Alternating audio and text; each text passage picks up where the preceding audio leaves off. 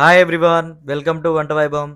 This is mutton fry with semi gravy. Mutton fry అంటే అలైలో కాదండోయ్, నాకు mutton full గా fry అవ్వాలి. మా అమ్మకు మాత్రం మెత్తగా ఉండాలి, మా నాన్నకు మాత్రం గ్రేవీ ఉండాలి, బట్ అందరికి మాత్రం టేస్టీగా ఉండాలి. సో అలాంటి టేస్టీ మటన్ ఫ్రై ఎలా చేసుకోవాలో చూద్దాం. దీనికోసం ముందుగా ఒక ప్యాన్ తీసుకొని నూనె వేడయ్యాక కొంచెం జీలకర్ర, ఉల్లిగడ్డ ముక్కలు, 2 పచ్చిమిర్చిలు, ఉప్పు, పసుపు, అల్లం వెల్లుల్లి ముద్ద వేసుకొని బాగా కలుపుకోవాలి. ఇప్పుడు దీంట్లోకి మనం ముందుగా కడిగి పెట్టుకున్నటువంటి మటన్ వేసుకొని బాగా కలుపుకుంటూ 5 నిమిషాలు హై ఫ్లేమ్ లో మూత పెట్టుకొని మధ్య మధ్యలో కలుపుకుంటూ ఉడికించాలి.